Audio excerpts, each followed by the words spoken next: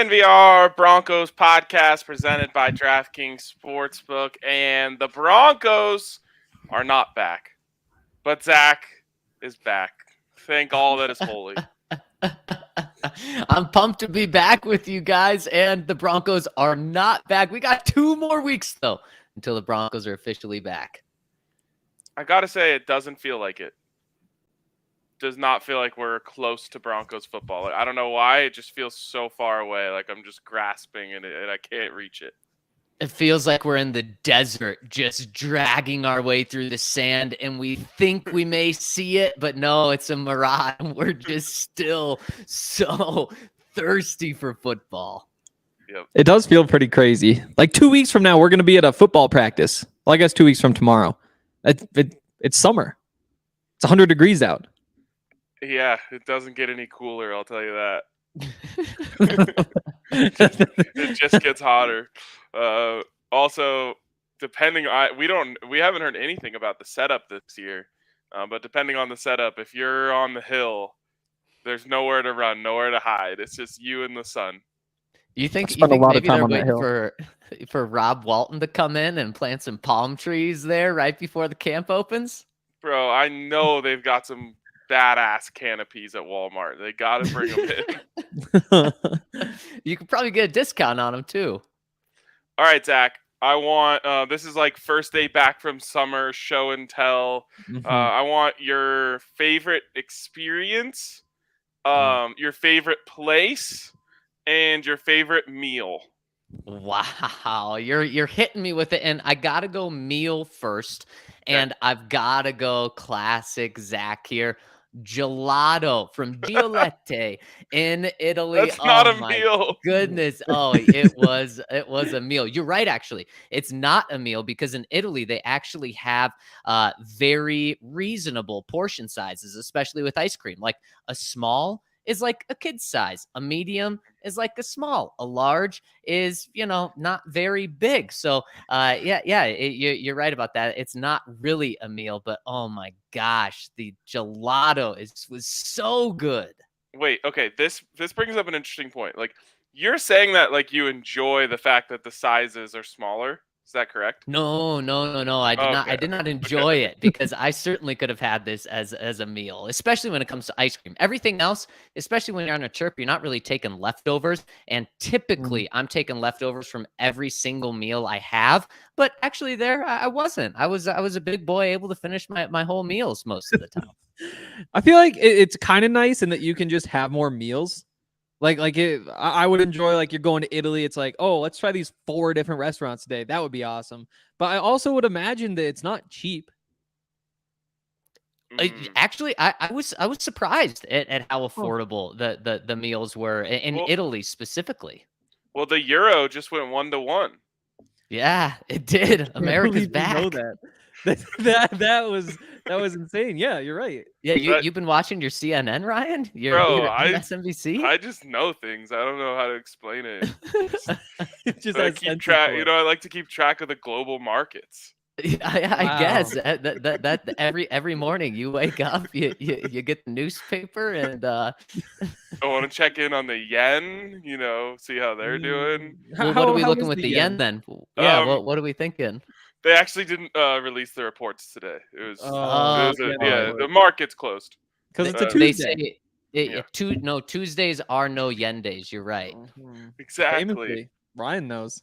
Yes, Wednesday yen day. That's what everyone says. Wednesday. Okay, tomorrow we need a report, Ryan. That's what people are saying in the biz. And what biz is that? The money biz. Okay. Hey, I want to be in the money biz. Okay, so wait. Can you give us an actual meal? An actual meal? Well, I would go to croissants in Paris, but I don't think you're gonna say that's a meal either. Was there a protein? No. Okay. I did have one croissant this one time at a place called Angelina's, which they're known for their hot chocolate because it's literally like Hershey's syrup and it tastes like that. It's like super, super thick. And so I paired that with a croissant that was filled with chive cream cheese, and then they put extra cheese on top. So yes, there was protein in that. And I got to say, that was the first thing I had in the morning, along with my cup of hot chocolate. And I was just stuffed the rest of the day, but not stuffed in like in a not hungry way. I was hungry, but I didn't want to eat because it was probably the richest meal of my life. Wow. Is hot chocolate a summer food there? So I lied. I actually had it iced because I could not have it hot. And very untraditional of me. But yeah, it was drinking thick chocolate when it's like 90 out. Just it wasn't the vibe. Yeah, that seems like a tough sell. Okay, best area, best city. Best city. Well, Rome was so cool, and just the crazy thing about it, when you travel and stuff, like in Paris, things were old, like built in the 1800s and stuff, and then in Rome, it couldn't wrap my mind around how old things are. Like the Colosseum was built in 50, not like 1950, 50. It stopped working as the Colosseum where people die and stuff in 1,500 years ago. I just couldn't wrap my mind around that. That is crazy. Like, I get hyped over the fact that the building that the bar is in was built in 1919. Right, exactly. You're like, it's 100 I'm like, years think old. of all the history. Think of all the people that have come through here. Right, Wow. right. And when I was in the Coliseum, I was just thinking, think about all the violent death and murders, and it's really crazy. And then they really highlight all of that when you're in there too. And what's also crazy is when I was in the Coliseum, and actually my fiance Annika pointed this out. She said, this feels like Sports Authority or Empower Field. And it's like, it does make you think in probably not 2,000 years from now, in 500 years from now, are these stadiums just going to be standing here decrepit and people are going to be taking tours of them saying, yeah, this is where, people bashed into each other wearing helmets and armor and stuff. And it's crazy to think about. It is. There's no way they're tearing down Lambeau. Like, that will be there until humans are just gone. Yep. Yeah. Well, I mean, probably people will stop living in Green Bay eventually.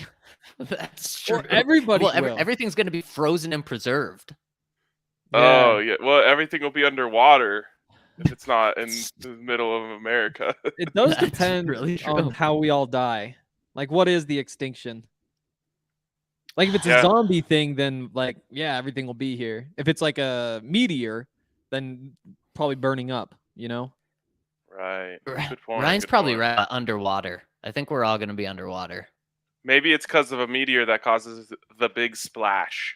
What if they keep? I like that. That sounds like a rock coming to your local water world. What if when we are all underwater and like we adapt to it or whatever, they just keep using Lambeau for underwater football? I could. Isn't it built in to the ground? It is.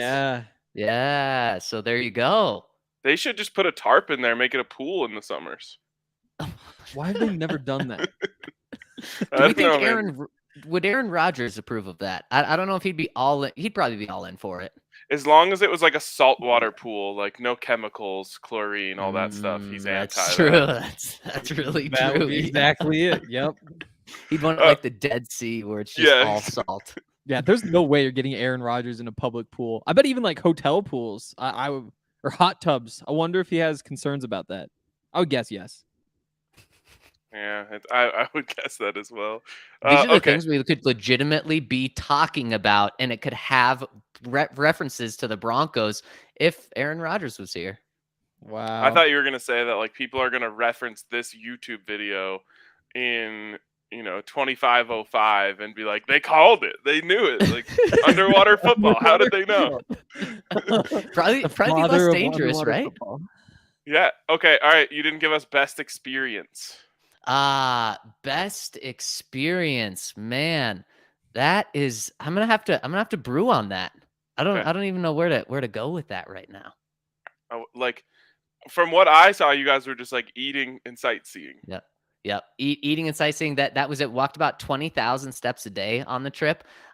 So it was awesome. Just to, and what's also crazy wait. is Okay, wait, really quick on the walking. I was actually meant to ask you. Like, I know for a fact, I go on that trip, I'm gaining at least 10 pounds. Like, does that a thing that happens to you?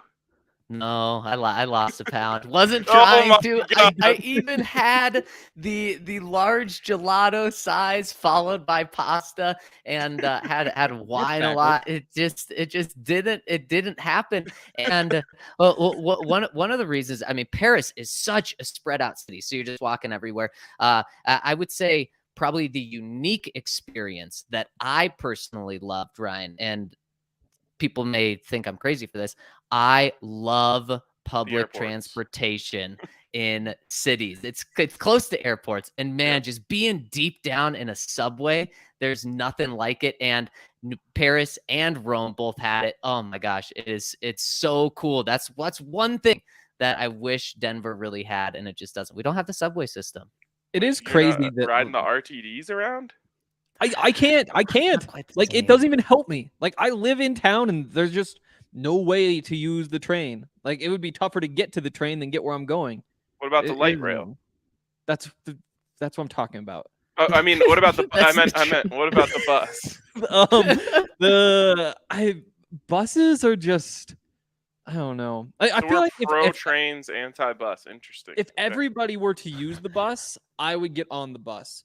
But I have these probably wrong preconceived notions about public buses in this area. And so I stay at a distance.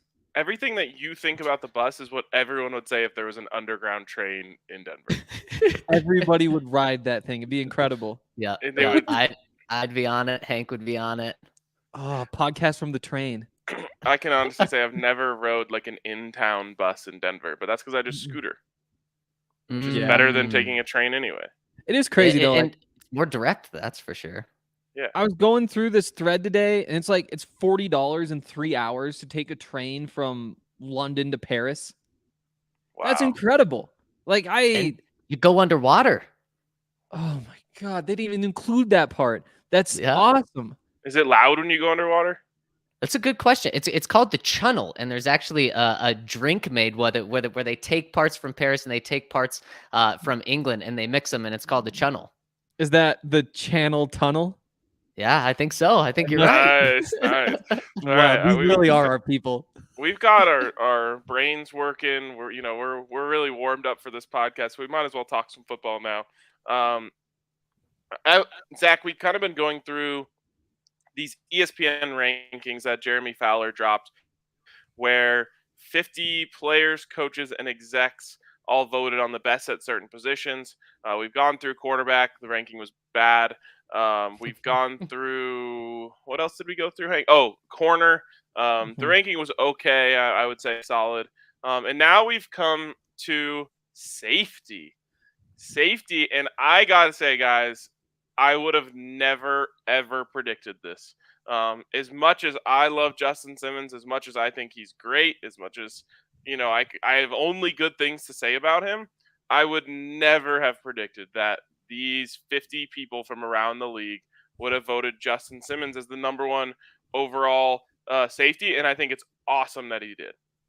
I think it's awesome as well. And Ryan, I agree. I'm completely shocked by this because I feel like we've said for years, oh, Justin Simmons, everyone in Denver knows how good he is. The coaches, the fans, the media, his teammates, but no one outside of Denver knows just how good he is. Guess we can't say that anymore because they put him higher than maybe even people in Denver would have, having him number one on this list. And we'll go through this list. But my biggest takeaway from this list and how the safeties were voted on in the NFL is, wow, this isn't a very strong position. I'm not really blown away by this list of the top 10 safeties at all. They all have their flaws, it feels like.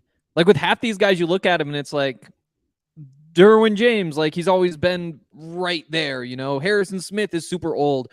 Mika Fitzpatrick, really good safety, but he doesn't feel like the number 2 player at a position. Like if you think about the players they're there at other positions, I agree with you. Like they're all really fun players you want, but it is kind of it's weird. It's a weird group. Well, and I think you just uncovered it, Hank, as to why Justin Simmons is number 1. He has no holes in his game. If you were to say what's Justin Simmons' biggest weakness, the number one thing I would be able to say is like he doesn't create like game-changing plays, but a lot of times that's not up to the player. You know what I mean? Like if they're not giving you the opportunity to make those plays, then you can't make those plays. So I think that's why he's number 1. I think it's why eventually Pat Surtain is going to be number 1 in those cornerback rankings. It's the same thing. So solid. And what do we talk about so often when we talk about coaches? What do they love? Consistency. And, same thing probably goes for GMs and everything. Like, exactly 100% what you're getting out of Justin Simmons every time he steps on the field. Over the course of the year, like over the years, there's been a couple times where like there was a miscommunication and he got beat over the top. But pretty much every game you can go in and say like, okay, he's not going to allow anything over the top of him. He's probably going to come down and make some great plays in the run. He's going to be solid in coverage. He's never going to get burned in one way or the other. And once in a while, he's going to make a big play for you. And I just think that when they were going through this and they were like, okay, well, this guy has that and this guy has that. And they were just like, well, what's wrong with Justin Simmons? Oh, nothing. Yeah, exactly. And especially from the safety position, Ryan, obviously you want trustworthy players at any position, but the safety position, that's literally in the name, safety. They're your last safety net. So you want guys that can have huge plays, but you also need guys that aren't going to blow it at your last line of defense. And that he's consistent back there. Like we all know that like that's what he's good at is he's out there every single play doing what he does. But then you read the story and some of the stats they have in there. It's like, oh, really? Like when they say last year he was tied for the league lead among safeties with 5 interceptions. He's tied for second with 12 passes defensed among safeties. It's like those are numbers that you look at and you're just like, oh, I didn't necessarily know that he was way up at the very tippy top or, the at least 4 picks in each of the past 3 seasons, the most disrupted dropbacks of all safeties over the past 3 seasons. Like those are all numbers that just show he really has been the best safety. And again, like I think we were underrating. I know I was. I would have said, yeah, he's a top 5 safety, but I don't think I would have said number 1 and the numbers back it up. I don't know. My eyes have been opened. The one that surprises me is that 5 was good enough for the league lead. And I think it kind of goes to Zach. This is not a knock on Justin Simmons, but I think it kind of goes to Zach's point of like, this isn't a very dynamic position in the NFL right now. And I almost wonder if it's just about the positional value. Like, our kids, who knows how young, but you can even just go to college. Like, if he could go back, would Justin Simmons have just learned corner all through college and just played corner? I know he did play a little bit, but there's just so much more money there. Like teams are drafting that position higher. They're paying that position sooner and they're paying it more money all the way down to the end where it's like, if you have a great career, are you going to the Hall of Fame? Like if you're a safety, probably not. If you're a corner, well, you might have a much better chance of getting in. So like from top to bottom, those athletes, I just wonder if they're being groomed as corners unless they're too big for the position. And then you might have a whole other conversation. Are they being, taught to play linebacker or something else? It's a great point. And especially, let's just start with the draft, Ryan. I mean, how many corners go in the first round compared to how many safeties? I don't know that number off the top of my head, but I'd guess it's over double, maybe even triple. If you are going in the top 10 as a safety, you have to be all world. Look, Derwin James was viewed as an incredible prospect coming out of college, like nearly as good as you can get. He didn't go in the top 10. Pat Surtain was viewed as a fantastic corner. He went in the top 10. And so I think it does start there. And I think that's a great point because when I look at this list and Justin Simmons is 1 and Derwin James is 4, the talent with Derwin is off the charts. And this isn't a disrespect to Justin Simmons, but I think if you would have told executives around the league, okay, if you get a healthy Justin Simmons for a 5-game stretch or a healthy Derwin James for a 5-game stretch, who are you taking? My guess is most of them would probably lean with Derwin just because the talent is off the charts with him. But the fourth best safety in the NFL has missed 29 games the past 3 seasons. He's missed 10 games per year the past 3 seasons. And guess what? He's only been in the league 4 seasons. So he's only had 1 season in which he's played in every single game, which is just crazy that guy is the fourth best safety in the NFL right now. Yeah, and go ahead, Hank. Yeah, the other piece with the draft stuff is that when safeties do get drafted highly, whether it's Kyle Hamilton or Derwin James or Jamal Adams, they're all these hybrid guys. They're all the guys who play linebacker, line up in the slot. You want them in the box, and not necessarily deep guys. And when you look at this list, Justin Simmons there at the top. Obviously, he's a free safety. He can do some other things. You want him in the back. Mika Fitzpatrick, he plays some corner. You move him around, but he wanted to be moved back, and they played him a lot more at free safety this year. Kevin Byard, another deep safety. And so it's interesting, especially because these are NFL people who vote on these. The same people who are drafting the hybrid guys who are those freaks who can change games from kind of maybe the most impactful part of the defense right there in the middle.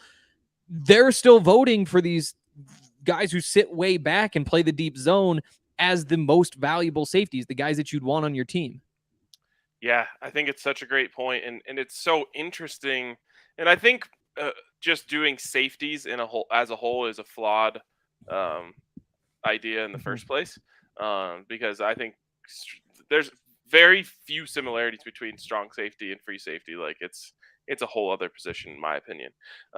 It's essentially like inside linebacker, outside linebacker to me.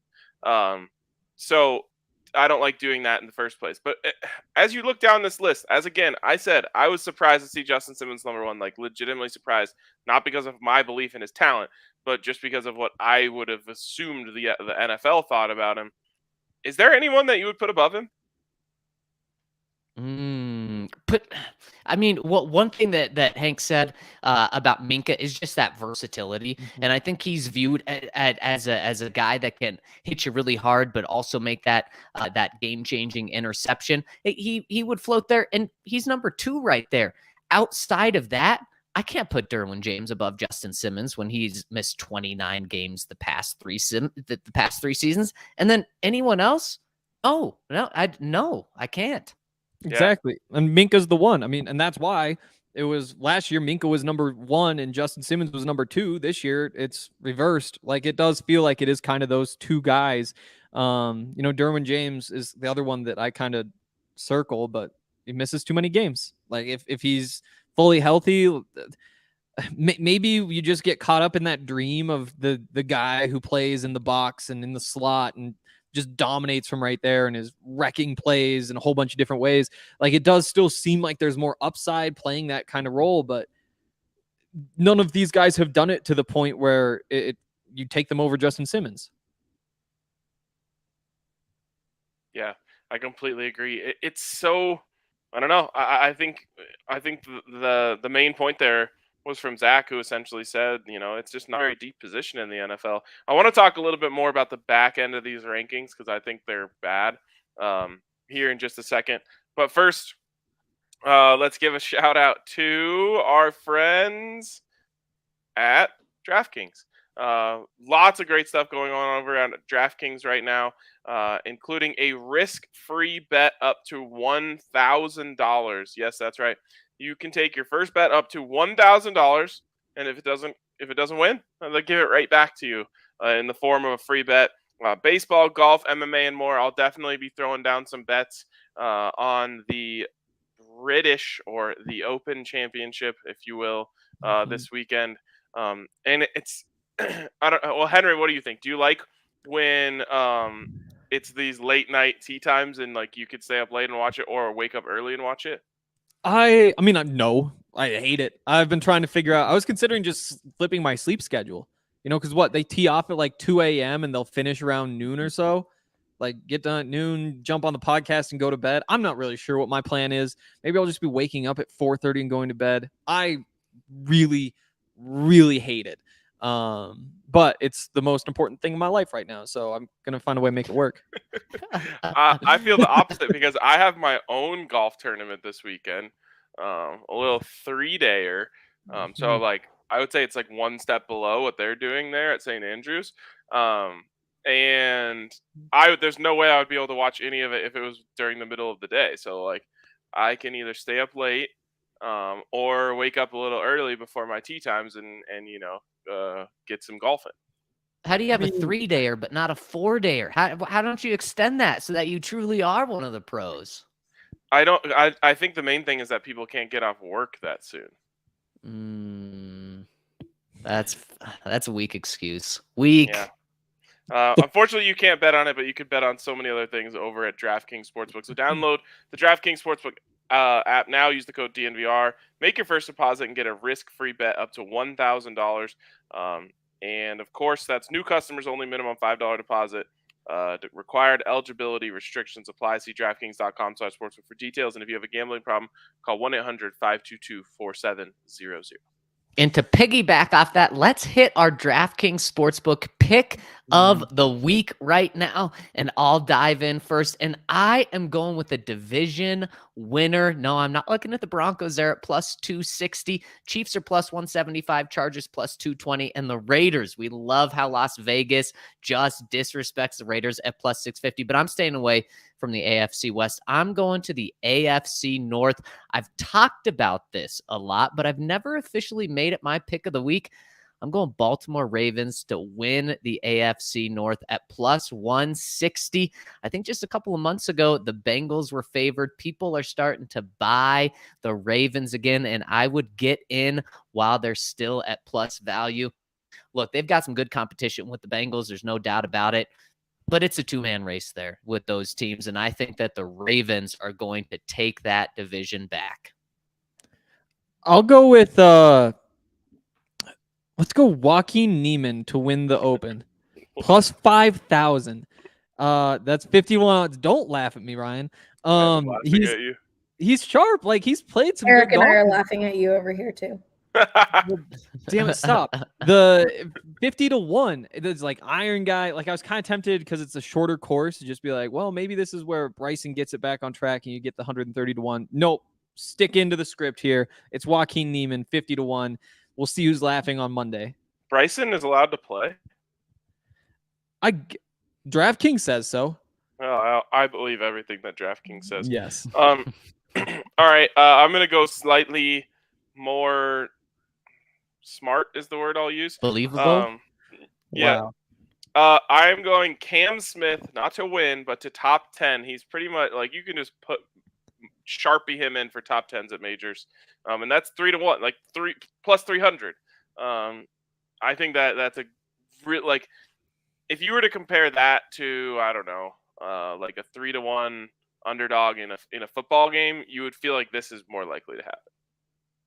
Henry, are you gonna laugh at him or what? You can't just take it and not give it back. There we go. There we go, yeah. Ryan. How's that feel? But by the way, last week I gave out Xander Schauffele top 20, and he won the whole thing. So maybe you want to sprinkle Cam Smith to win the tournament. What are we talking for those odds? 28-1.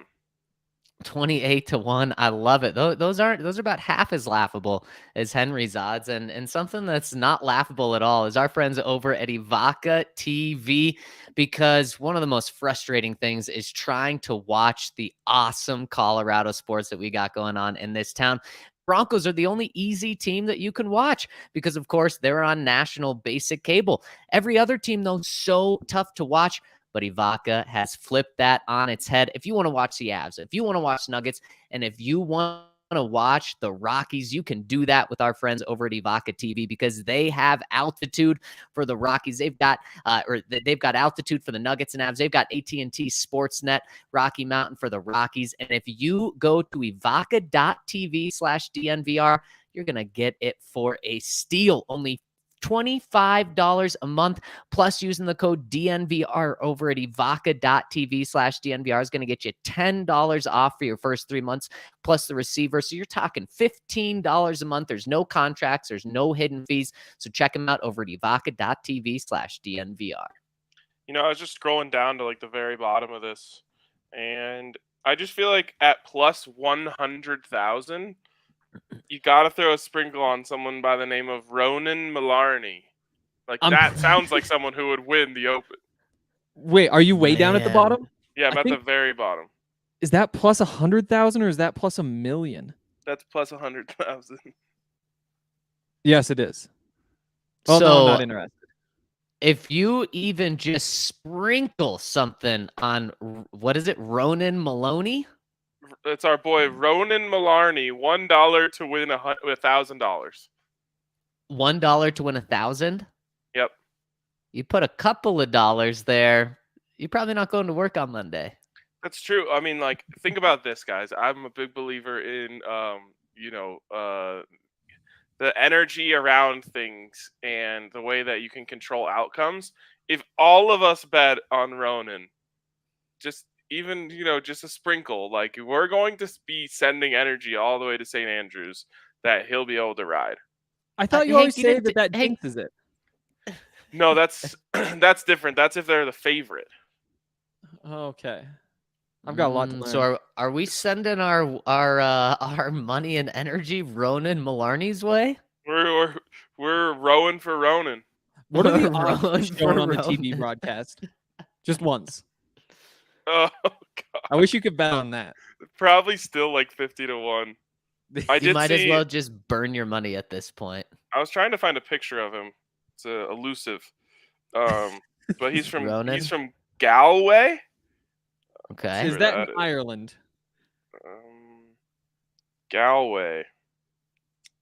That is in Ireland. Good Who job. could have guessed that Ronan Malarney's from Ireland? I mean, he could have been from anywhere around there. Apparently, he got a ride on Bryson DeChambeau's private jet to St. Andrews. Well, that's good Wow. vibes. He I must know. be feeling that's what good. I'm saying. Like, he's at least got to be a good hang, Yeah, or he's a you know bad that. hang because he gets along with Bryson. Yeah. It's a good point. It's tough. It's tough. We'll do more. I don't know if we can be Everyone- Ronan for Maloney anymore. No, we're doing it. We're all Are in we on dying? Ronan. Are we dying for Dyson? For Dyson? For Bryson? For Bryson? Yeah. I knew it. I thought of the vacuum, and I was like, that can't be Yeah. right. It's Dyson DeChambeau because he sucks like a vacuum. Yep. There we That could probably go. be better at this point. Okay. Any other reads that we needed to hit there? I don't think so. Why don't you just check us out over at thednvr.com. We've got some awesome things coming up, including a couple of golf tournaments going on. You can check all that out over on Twitter, over at thednvr.com. We've got training camp coming up just around the corner. There's going to be no better place than everything DNVR, this podcast. We're going to have you covered over at the DNVR. We're going to have you covered. And you got to stay tuned for our YouTube channel as well. So much up with training camp. I'm putting $14 on Ronan Malarney. Why 14? Why? Because my count is like actually $14.09. Because it's like that much over an even number, so it's just like that money doesn't count. Is that what you do with like your bank account yeah. too? Like you just print out, take some out of the ATM to get down an even number, toss it on the street. Honey, I had Dude, to just do give it. it I to had to people take who the need it money more. out. Exactly. So yeah, you guys will be laughing when I make 14 G's on Sunday night. You'll be laughing I'm when I pulling make for you. 50 to 1 odds on my guy Joaquin Neiman. There you go. Okay, let's bring up the rankings again. And I just like what's Harrison Smith doing here? I mean, okay. So he's really old. It's a bad contract because Yes. it keeps going. But in terms of like just good safeties, he's a good safety. So you're telling me he is a better safety than Tyrann Mathieu? So that was the biggest beef here. That to me was the biggest beef. Is how the hell is Tyrann Mathieu not on this list somewhere? That was going to be my thing. There's no way he's below 7, in my opinion. And because of that, it's like, and actually maybe I could make the case he is below 7 because I think Antoine Winfield is too low. So maybe it should go. I think it should maybe even go 6 Winfield, 7 Bates, 8 Mathieu. I think that's fair. If Jamal Adams doesn't have his name and star power, is he 10th? No. Oh, and I don't know. I guess if you expand it past him being what he was, I think it says in there he was number 1 on this list 2 years ago. So you do at least have some history to be like, yeah, look at what he used to be.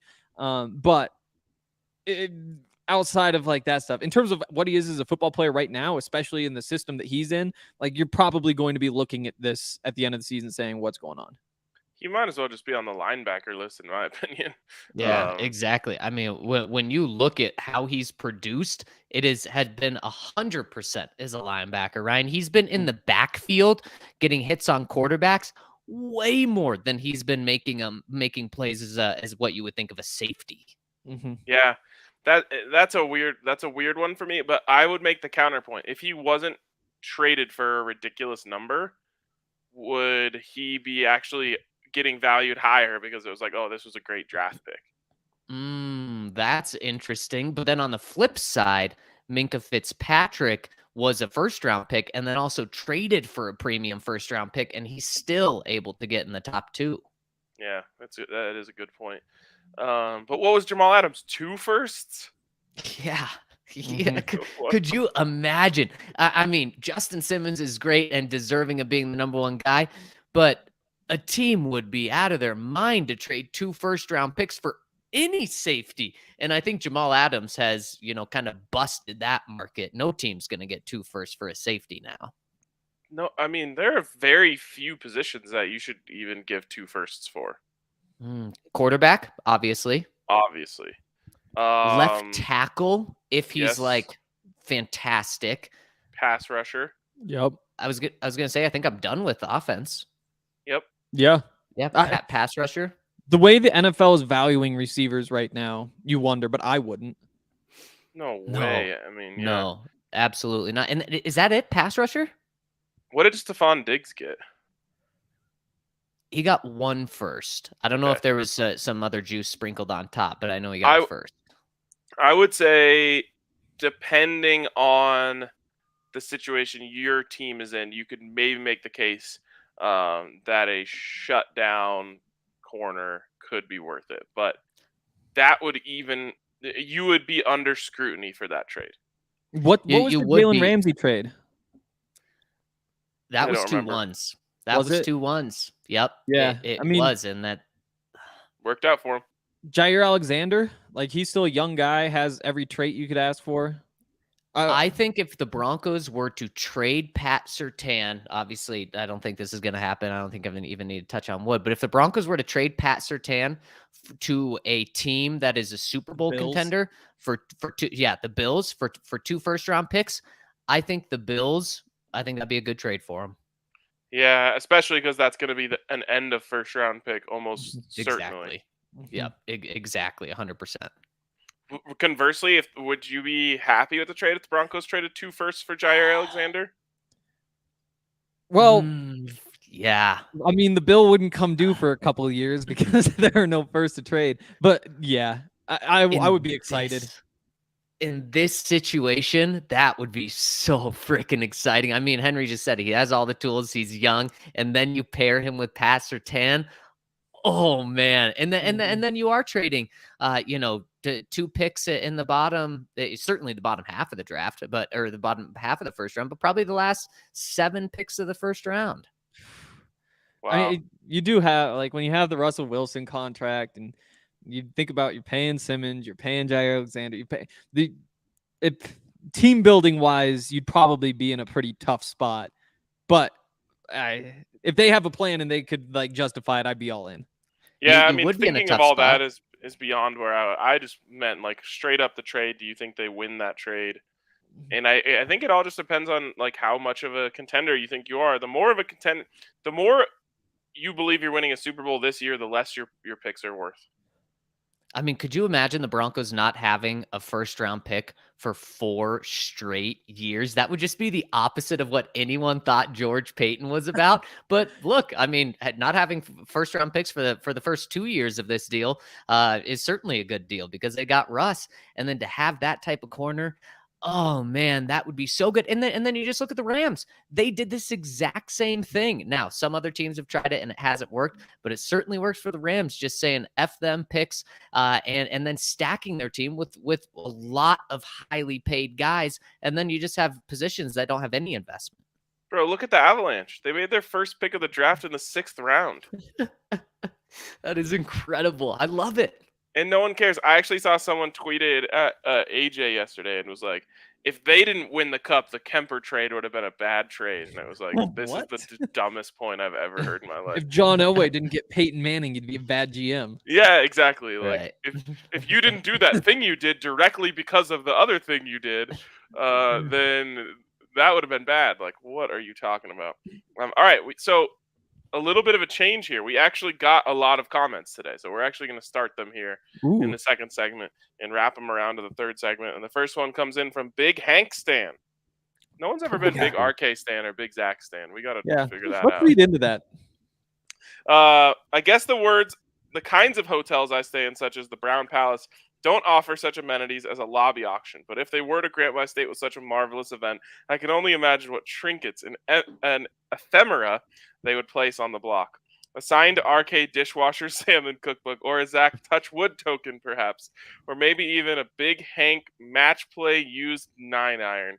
Nonetheless, Wow. if you find gents had to auction off your most treasured item of sports memorabilia at an inn of your choice, what would it be, and what would you do with the proceeds? Love, Hank Stan.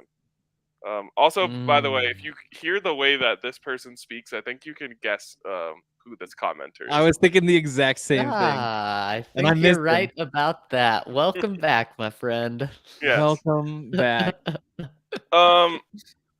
Okay, so you're giving away your most treasured item of sports memorabilia. Let's start there. What is that, Henry? I'm trying to think. I'm probably missing something. Jake Plummer signed football is right up there in the running. I've got like some tickets. I'm not sure what like people care about tickets, like the AFC Championship game ticket before they won the Super Bowl. I don't think that probably makes the cut. It gotta be that signed football. I might not have anything all that great. Ooh, there are some pictures. There's like a John Elway signed picture, which is not as cool as a football, but it's John Elway instead, so that outweighs it. I've got like a picture that's like Ian Gold, DJ Williams, and I don't think it was Al Wilson. I haven't seen it in forever. Seems like it should be Al Wilson. It might have been, yeah. If it's Al John Wilson, Mobley? that is a gem. No, it was Mobley. Yep. Nice. Okay. I have a couple that I would put up here. I have a John Elway signed jersey. These are all ones that these two are ones I got in person. John Elway signed jersey, Terrell Davis signed jersey. The problem with both of them is I was a dumb kid and I kept wearing them after I got the autographs. So like they're worn down a little bit. The Elway jersey I like was wearing playing football in the park and someone grabbed me by the collar, so the collar's ripped. Can't you just say it was game worn? Yeah, it might be a little small for John, but you know. And then the sickest one I probably have, which I don't actually have access to right now, it's a long story, but of things I've owned in my life, is a stick, Easton Synergy stick, signed by every member of the 2001 Avalanche. Oh, buddy, that is too cool. And I've got something perfect to complement that. Right here is an Avs hat signed by the 2001 Avs championship team as well, Ryan. Maybe we got those signed by the team on the same day. The other one that I would go with is the Peyton Manning signed football as well. Got that from my fiance's parents, and both pretty cool things. And Ryan, unfortunately, with the Avs hat, I did the same thing. So it was the 2001 team. I think I got it in 2002. Won it at a camp actually for being the I think having the best sportsmanship at the camp, and somehow came away with that. But the issue was, what were we, 10 years old at that point? I wore it a couple of times and got a little, I think, a ketchup stain on the hat. And so every day I see it, I remind myself of how stupid it was to wear it. It has not been worn in a long time. I need to like clip this and save it to show to our kids when we have them, like Yeah. because they're gonna want to wear the thing too. Every kid does. You want to flex it. You want to show it off. Yeah. And like we can show them, like, look, we regretted this. Like we were like you at one point too. Yeah, don't do it. All right. I did just realize I've got a football signed by Levander Seegers, who you guys probably don't care about. But if Let me the guess, comment, Montana. he was such a dope returner. He was the returner right before Mark Mariani, who wound up being like a Pro Bowl NFL returner. But yeah, that's a good one. I feel like our commenter might enjoy that one the most. There you go. I do have a couple I think CU you're right. things that have some serious meaning to me. All right, the next one's from the Big T. This is a long one. Okay. Yes. Where has this fallacy come from that the UK has bad food? It's getting as bad as the Yanks thinking British people have bad teeth. You'll find some of the best restaurants in the world here. Food is a massive thing, especially in London. Some incredible Chinese and Indian food, but also Caribbean, Italian, French, Eastern European. You'll find it all. And in most places, you'll even find barbecue in Mexican places to rival yours. Wow. Can't knock it till I try it. Although I will say American does barbecue, fast food, and Mexican better than us. But, well, you guys invented two of them and are so close to Mexico. In certain parts of London, you'll find brilliant street food from most countries, but also fancy restaurants too. Look up South Bank Center Market for a wide range of street food traders from all over the globe. Literally anything. Highly recommended. Use TripAdvisor to find somewhere highly rated close to where you're going. But if I had to recommend what you try here, that things that set us apart from America, then it's the Indian food.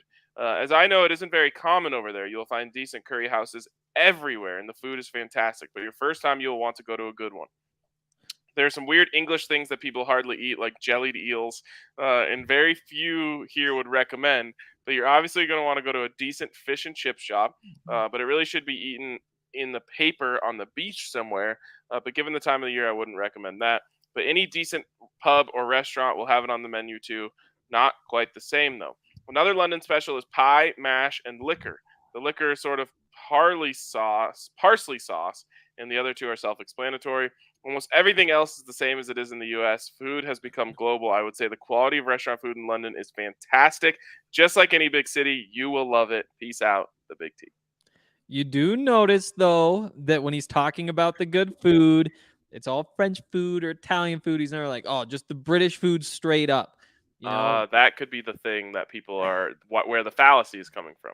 They're probably. And, so defensive. And typically when you find people being really defensive, it's because there's a little juice there, a little meat there. And I'm not just talking about the pie, mash, and liquor dish you're talking about there. The Big T, a little offended that one of America's staples is fast food. I mean, I know you're not wrong there, but I know you like to get that little jab in. Yes. Might be the best thing we've done food wise. Oh god. I really don't eat fast food, so I can't speak to it. Although like Chick-fil-A, like wow, we really outdid ourselves there. So like when you go up to Montana and get Mexican food, it's really good, but it's very different than the Mexican food you get here. Like it's basically just like cheese melted on all sorts of stuff. Yeah. I'm kind of curious what like English Mexican food would be right, because I'm sure it's nothing like what we have here, and it might. Maybe they found something there. Yeah, even like Colorado Mexican food is elite, dude. Like even if you go to Arizona, which you're closer to Mexico, you would expect the food to get better. It doesn't. The food gets worse. So Colorado like has a thing going for it. It's certainly been. I think the green chili is a big part of that. Yeah, definitely. And it's like the green chili and that stuff where it's like, yeah, that's just undeniably the best. There's also like it can be just a little bit too authentic for me. Again, like coming from Montana where it's just like cheese melted on stuff. Like sometimes that does sound just a little bit better. Samuel B. Sue says you need to try Mexican food in Mexico, bro. If you don't think I have done that, it's like my favorite thing. And like there's this taco place in San Jose del Cabo that is, I dream of it daily. So don't worry. I've got you covered there. The Mexican food in Mexico, yes, it's the best. We're not trying to fight that. We're not discounting that at all. He says U.S. Mexican food sucks. See, that's where I think you're wrong. It's just different. But It's Go ahead. I wonder if he's referring to Tex Mex as what sucks, because that's a whole different brand. That's not even like America trying to be Mexican food. That's America saying we're going to just have a totally different version of this. And so Samuel Bisu, if you're referring to Tex Mex, yeah, don't worry, we're not trying to copy Mexican food with that. I want this on my yes. I want what Brandon Curry said tattooed on me. Yes. Food is so good. Hard to say too much of it sucks. Exactly. Even is what's a Tex-Mex dish that's like normal? Have you been to Torchy's Tacos? Yes. That is Tex-Mex. So like the fried chicken taco with like Yeah. a honey drizzle, like exactly. Okay, yeah. Where it's like it's the idea of a Mexican dish, aka literally a taco, but then everything in it isn't trying to be, beans, cheese, a chili. It's totally different things. So the only problem with that food is calling it Mexican food because it's still delicious. Right. And that's why it's Tex-Mex. It's its own thing. And Samuel was referring to Tex-Mex. And don't worry, I don't think any of us are thinking of Torchy's Tacos when we're thinking of Mexican food. Also, very different things. Egg Shin, who just said Tex-Mex is an abomination, also just said a lot of queso. Queso's incredible. Queso is incredible. I love it's so good. That's like a top 3 food, maybe. I believe that for you, but I also love queso. Yes, literally last night I made a burger with queso, regular melted cheese on it, and then green chili on top of that. Oh, wow. Get out of here. Oh my gosh, that sounds so good. Last night I made a piece of fish and then was planning on just walking over to Qdoba and get some chips and queso also. And I was like, are you really doing this again? That once a week is probably enough, maybe twice. Their chips and queso is so good. I would have a hard time living that close. I know. I can just see it out the window right now. Oh my gosh, you're killing me. And after you eat all this food, you got to check out our friends over at Green Mountain Dental to get all that queso cleaned out of your mouth. And also, when you check them out, schedule a cleaning, x-ray, and exam, and you'll get a free Sonicare toothbrush. Yes, they'll hand you a free Sonicare toothbrush just by getting your teeth cleaned. They're part of our family over at DNVR. We're part of theirs, so go check them out. They're only a 15-minute drive from downtown Denver. And when you do, tell them DNVR sent you and schedule that cleaning, x-ray, and exam for the free Sonicare toothbrush. And also check out Foco. Foco has a whole bunch of collectibles, including all sorts of different Broncos stuff. Let's see. Too many to count. Too many Broncos options to count. There's like multiple different Broncos bikinis. There's multiple different sweatpantses and different backpacks and duffel bags. But there's also things like a Russell Wilson bobblehead where it's like Colorado. There's like little trees in the background. It says like Denver, home of the Broncos. That way, it's like a road sign. It's a cool little bobblehead. There's all sorts of different like slippers and that sort of stuff. Like the man cave, like metal signs, like Broncos fans only parking signs. There's all sorts of awesome collectibles from Foco. So get on over there and check it out. Because right now, if you do that, you can use the promo code DNVR at foco.com. You'll get 10% off. It's obviously our partners, so we like to support them. Best way you can support us is to either go to foco.com or just click the link in the YouTube description. Use that code DNVR for 10% off. There you go. Great stuff. Jose's right here saying deep fried or put cheese on it is an American culinary mandate. See, now we're doing that thing with fallacies. Nah, I don't know. A deep fry it and put queso on it. That sounds pretty good. Yeah. I'm so hungry right now. You could literally deep fry anything and put queso on it, and I would eat it. You might need to take a pause in this podcast and get some food and come back. Yeah, I also have another show right after this, a haircut right after that, and another show right after that. So I will not be eating for at least 2.5 hours. Oh, that is tough. That is tough. Let's see if our guy Zach can help us out. He says, hey guys, first time commenting. We got him. I'm going into my last year at Ohio State, and I always try to get a Broncos game when they play near Columbus. Since they play in Tennessee and I've never been to Nashville, I figured it'd be a perfect opportunity to go. With that being said, what is the chance the DNVR crew ends up in Nashville that weekend? 100%. That's Wow. the chances. There's a 100% chance that we'll be in Nashville.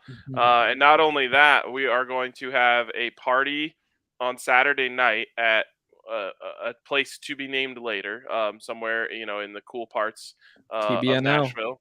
And then we're going to have a tailgate on Sunday. So prepare yourselves for Nashville. And I'm going to eat my weight in Nashville hot chicken. That's my plan too. CU has that basketball game against Tennessee in Nashville too. That same day. Though. Yeah, so there's probably no way to make it work, but we'll see what the schedules look like. The hardest thing is that we know it's not a night game for the Broncos. The chances of it being like a Sunday night basketball game seem pretty low. Yeah, especially I wonder. You probably know what TV network it's on, So like if it's a CBS game, then it could be, It's a really good point. If it's NBC, then no. I don't know. We'll figure that out when the time comes. All right, next one's from True Champ Fan 24. My peeps. Been a while since I've commented, but I listen every day. Glad I fall under the BSN OG group. Hank and I have different ideas on wanting to see bears. Growing up in Montana has instilled such a massive fear of bears that I usually go over the top when I go back and visit my family. Got my bear spray and my bear gun. Henry, since you're from Montana, please tell me you know what a pasty is. Oh, yeah. That's I eat plenty of pasties. Yeah, they're like, I think Butte was the big one. I'm not sure where they come from. I think they might have been Irish at first. Very similar to just like a meat pie. That's a Hot Pocket. No. Yes. No. Yes. There's no peas in Hot Pockets. There could be. It could be, sure, absolutely. But Zach and I have this theory that every culture of food has their own version of Hot Pockets. Yeah. And there's just one that comes in the frozen aisle, and that's absolutely like the UK, Irish, all that stuff. That's their Hot Pocket. Egg rolls, that's Chinese Hot Pockets. Like, we can go on down the list. Calzones, Italy. Yep, Italian Hot Pockets, although I bet you they don't even claim calzones. Or do they? You were just there. I don't know, actually. I guess I did see the word calzone on the menu. Okay, once. Yep. That's their Hot Pocket. So, it goes on and on. Anyways, he says, as far as clapping at movies goes, I've only clapped at the end of one movie, Avengers Endgame. Everyone in the theater was standing and clapping when Robert Downey Jr. Oh, no. I haven't seen it yet. We're rewatching. My girlfriend hasn't seen any of the movies. I've seen like a third of them. We're going through. I'm going to plug my ears. Keep going. There's nothing else. Anyways, he says, you're welcome back. He says, as always, I love y'all and go Grizz. The only spoiler he left is that Robert Downey Jr. is in the movie. Yeah. Oh, thank God. Oof. Sorry, that's ruined for you. Charles in the comments here says, how do you leave the comments that they read off? Go to thednvr.com, and if you become a member there, you just leave the comments underneath the most recent podcast that's posted on the website, and then the next time we do a podcast, we read those. So there you go. And Nikola Jokic, QB1, chimes in and did that. So let's read it. It says, I'm a day late on this one, but RK's story on Friday's pod about his ex getting him a Peyton Manning jersey instead of a Chris Harris Jr. jersey brings up a weirdly specific set of Broncos knowledge for me. I know for a fact that Nike did not manufacture Chris Harris Jr.'s jersey, at least until 2015, if ever. The Christmas after Super Bowl 48, my mom said she wanted to get me a Broncos jersey and asked for a list of guys I liked on the team. My list was 1, Chris Harris Jr., 2, DT, 3, maybe CJ Anderson. I can't recall. In any case, you could only get a Chris Harris Jr. jersey if you paid the extra fee for a custom job. So I ended up with an orange 88 jersey, which that's a classic, and I'm super happy in retrospect that it worked out that way. But fast forward to Super Bowl 50. Do you guys remember how the Broncos went with the white jerseys, though they were technically the home team? And Nike had already jumped the gun and made a bunch of orange jerseys with the Super Bowl 50 patch, despite those never existing in game. I ended up having to pay extra for a white Chris Harris then buy a patch on eBay and fabric glue it to the jersey because Nike only released like 2 Super Bowl accurate jerseys and at a huge markup. Does my patch job look perfect? No, but it's unique and fun, so I stand by it. In the end, I guess what I'm really saying is, RK, don't blame your ex, blame Nike. Nope. That's definitely Nike- true, though. I remember all those jerseys being the wrong color. Yep, Nike's still an important part of my life. My ex, not. So I was gonna say, if there's an X that can be blamed, aren't you always gonna go there? definitely go X. But yes, I have a Von Miller Super Bowl 50 orange jersey, which I thought was so weird. But I think I've told this story before. The day after the Super Bowl, everyone leaves. And the Super Bowl store, that they set up just like wherever in the convention center or whatever stays open. And everything is at a ridiculous markup because they don't want to transport it back to the warehouses. Marked down. So I got that Von Miller Super Bowl 50 patched jersey the day after he won Super Bowl MVP for $80. Wow, that is insane. And the fact that it's orange adds a really cool touch to it, I think. Yeah, it's kind of it's a good story at least. And that's the thing is the Broncos didn't want to wear orange because they had never won a Super Bowl in orange. So silly. I know you buy the vibes of it, Ryan, but oh my gosh. That's weird. Say it's silly to the ring, bud. They would have had that ring even if they wore orange, bud. Yeah. Nope. No proof of that. Only proof of losses in orange. From McCoolist. Good afternoon, guys. Does Drew Lock put the backpack on if he scores a TD against Denver? And if they score on the first drive, how fast do the Drewies come out on Twitter? Thanks for the podcast. Can't wait for the season to start. Why are we talking about Drew Lock? I'll say I'm excited to watch Drew this year. I hope Drew wins the job. I don't think he's going to. I think it's going to be Geno Smith against Russell Wilson, and talk about just a boring game for the Seahawks on their side. If so, I so hope it's Drew. And man, could you imagine if the Seahawks get the ball first and Drew goes down and scores? Then we'll be talking about him. Will be something. And yes, the Drew people will be out in full force. The Seahawks people will be going crazy until about midway through the second when it's 21-7. Midway through the second? That's gonna happen in the first quarter. Oh, I love it. Speaking of which, did either of you watch my Madden game yesterday? No, but we saw the score. Not able to. 96-0. It was unbelievable. Oh, I can't believe that was in the Madden League. Henry, who do you owe an apology to? Yeah. Sorry, Logan. So what happened was I was just gonna run the ball because I'm dope at it. But then I was up 21-0 and remembered I needed to get 150 yards for Drake London. But then he started double covering him, so I had to keep calling passes, and he kept throwing his 11 picks and 96-0. Wow. I kicked one field goal. And instead of, obviously, I'm not going for 4 on 4th. I'm up like by 70 points. But if I had gotten a touchdown there, it would have been 100. Some have said that it's actually more disrespectful to kick the field goal in that situation. Or like you have to just take the points. Yep. I was trying to run the clock out up 89-0, and then they just blitzed everybody, and there was a big hole. And I was like, well, can I just like dive with Leonard Fournette and not take the touchdown? I was like, no, that's disrespectful. It's wide open. Just go finish it off. I actually support your decision on that. If the only time where I would support the score, like if there were 11 turnovers the other side. And there was. Like, that wasn't your fault. Exactly. Right. It's like he just kept throwing bombs. I had a safety over the top. All right. Wow. Next one's from Pastorette. Gentlemen, if you could choose one player, not Russ, to have a massive breakout game this year, which player would you choose and which week would you want it to be? I so badly want the PS2 game to come against the Chiefs with a game-winning pick six. Much love, Pastorette. I like that. I'll just go a different route, but I'm sticking against the Chiefs in week 14, and I'm going Jerry Jeudy. Jerry Jeudy, that would be so big and a massive breakout game for him, that means Russ is cooking, Jerry's cooking, and the Broncos get the win at home. Jerry better have his breakout game before that. But you would a massive breakout game though. We're talking 200 plus yards for Jerry.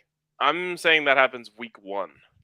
Love it. I mean, Seattle, Russ wants to cook. I can see it. Seattle's secondary is so bad. Someone is going to eat that day. And beyond being bad, like they have that scheme and they don't really leave that scheme much. And Russell Wilson's practiced against it for a decade. Yep. Like that could be a big number that day. But maybe it's Albert O just carving up the seams against that cover 3. And I'm tempted. There's a few names like Baron Browning. Like somebody like that, it'd be nice to have like a big breakout from, like a Damari Mathis is just like, oh wait, we have another Chris Harris. But yeah, I mean, more realistically, I'll go KJ Hamler because that's enough to be like, oh, he broke out. Now he's like for real. I'll say KJ Hamler just goes off. Maybe Sunday night against the 49ers. Wait, the Seahawks changed their scheme according to Jose? Interesting. Wow. I mean, makes a lot of sense. Like that was just that's what you run when you just have good players. Yeah. 3-4. Interesting. All right, we'll see how that works. Also, never mind. I'm not doing this. Let's go exactly where you were gonna go. You know what? No. Samuel B. Sue finishes us off here. Who says, "Hey guys, I'm very happy for you guys to see how far DNVR has grown. I remember the days even before Zach was on the podcast. I thought back then that to have coverage of the Broncos like yours was positive and fun perspective was great. But what makes your company unique is the people that can form it. So it's no coincidence that all the success you are having and the great community that has formed. Thank you so much."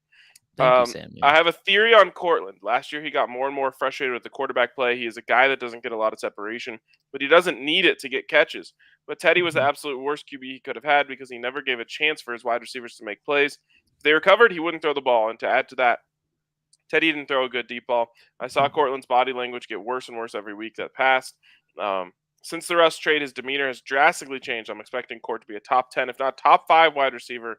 Russ is one of the best quarterbacks to fit what Court does well, kind of like DT with Peyton. Welcome back, Zach. Thank you, Samuel. I really appreciate that. And everyone in the comment section showing me some love today. I really appreciate that as well. And Samuel, I think you're spot on just about how well that Russell Wilson matches up with DT. I think it's going to help him immensely. Definitely. One of the things that I think kind of stands out is that, Teddy was solid looking off linebackers. Like all these underneath routes, and part of that's probably just because that's where he wants to throw the ball anyway. But he's like, oh, I'm gonna whatever little hitch from the tight end over here. I'm gonna look this way. But you didn't see him look off safeties all that much, like all that downfield stuff. And you wonder if Russell Wilson just having his eyes downfield can open things up for Sutton too. Just manipulate that defense in a different way. That's a random thought I've been having. Absolutely. Yeah. All right, boys. Well, I have another podcast in 1 minute, so that's going to wrap it up for us here. Appreciate everyone who tuned in. Appreciate you guys for leaving your comments. We missed seeing you in the comment section there. Loved all the interaction on YouTube, so make sure you hit us with a thumbs up on the way out, and we'll be right back with you tomorrow.